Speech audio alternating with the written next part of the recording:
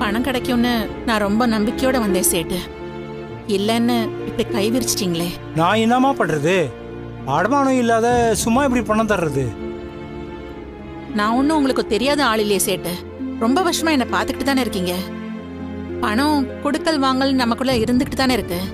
அந்த நம்பிக்கையில தான் உங்ககிட்ட பணம் கேக்குறேன். இல்லம்மா, வெறும் நம்பிக்கையை வச்சுட்டு பிசினஸ் செய்ய முடியாது. ஆனா இது பணம் சம்பந்தப்பட்ட விஷயம். நீங்க சொல்றதெல்லாம் சரிதான் சேட்டு. மத்த நேரமா இருந்தா நான் வந்திருக்கவே மாட்டேன். பொண்ணுக்கு உடனே ஃபீஸ் கட்டணும், இல்லைன்னா அவ காலேஜுக்கு போக முடியாது. அந்த நெருக்கடியில தான் நான் உங்ககிட்ட இந்த உதவியை கேக்குறேன். கொஞ்சம் பெரிய மனசு பண்ணுங்க. அம்மா, நான் ஒன்னும் ட்ரஸ்ட் நடத்தல, பிசினஸ் பண்றேன். பொருளோ டாக்குமெண்டோ இல்லாம ஒன்னும் பண்ண முடியாதுமா. வீடு டாக்குமெண்ட் கேட்டா அடமானத்துல இருக்குன்னு சொல்றீங்க. உங்க பையன் ஷூரிட்டி சைன் பண்ணா பணம் கொடுக்க போறேன். ஃபேமிலி ப்ராப்ளத்துல நீங்களே அவங்ககிட்ட பேச முடியலையே. உங்க ஹஸ்பண்டுக்கோ உடம்பு சரியில்லை, மூத்த பொண்ணுக்கு வேலை இல்லை, பணம் திரும்பி வரும்னு எந்த கேரண்டி இல்லையே. எந்த நம்பிக்கையில பணம் கொடுக்கறதுமா?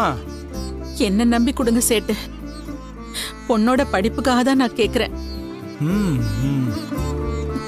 ஒரு அவசரங்கிறதுனாலதான் நான் உங்ககிட்ட வந்து நிக்கிறேன். நல்ல பழகுறவங்க கிட்டயே இப்படி கராரா பேசினா எப்படி? இது வரைக்கும் நான் ஒரு தடவையாவது பணத்தை திருப்பி தராம இருந்திருக்கேனா, இல்ல இழக்க அடிச்சிருக்கேனா? வட்டியும் அசலும் கரெக்டா தானே கொடுத்திருக்கேன் சேட்டு. இப்பவும் அதே மாதிரி நான் கொடுத்துறேன். நீங்க மனசு வச்சா கண்டிப்பா எனக்கு உதவி செய்ய முடியும். இல்லம்மா, பழகிறது வேற, பிசினஸ் வேற, ரெண்டையும் மிக்ஸ் பண்ண கூடாது. நீங்க டாக்குமெண்டோட வாங்க, நான் பணம் தரேன். இப்ப கிளம்புங்கம்மா. சேட்டு, எல்லா நேரத்திலையும் இப்படி கராரா இருக்க முடியாது. வெறும் நம்பிக்கையை வச்சு உதவி செய்ய பழகிக்கோங்க. அப்பதான் பணத்தோட கொஞ்சம் புண்ணியமாவது உங்களுக்கு சேரும். அந்த புண்ணியம் தான் உங்களை காப்பாத்தும். நான் வரேன்.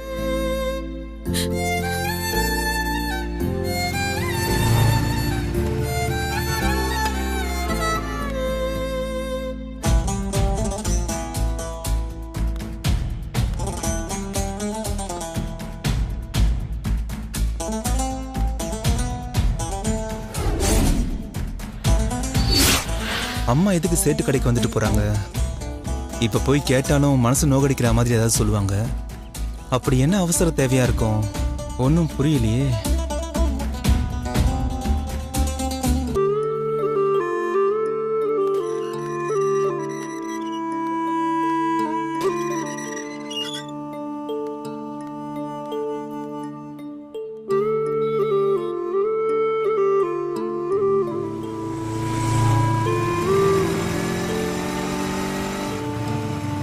சித்ரா, காலேஜ் தானே போற? வா என் கூட. சித்ரா, வண்டியில ஏறு. நான் காலேஜுக்குலாம் ஒண்ணு போல. காலேஜுக்கு போலையா? ஏன்? லீவு. லீவா? எதுக்கு லீவு? லீவுனா விட்டுற வேண்டியதானே, எதுக்கு காரணம் கேக்குற? ஏய் சித்ரா, உன்கிட்ட தான் பேசிட்டு இருக்க. நில்லு கொஞ்ச நேரம். என்னாச்சு உனக்கு? எதுக்கு லீவு? ஏன் இவ்வளவு டென்ஷனா பேசிட்டு இருக்க? காலேஜ் ஏதாவது பிரச்சனையா? கேக்குறல, சொல்லு. என் மேல பெருசா அக்கறை இருக்க மாதிரி காட்டிக்காத. உனக்கு அந்த ரஞ்சிதா தானே எல்லாமே. நீ போய் அவளையே கவனி. எங்க எல்லாரையும் மறந்துடு. சித்ரா, நான் எப்பவுமே யாரையுமே மறக்க மாட்டேன். எனக்கு ரஞ்சிதாவும் முக்கியம், நீங்களும் முக்கியம்.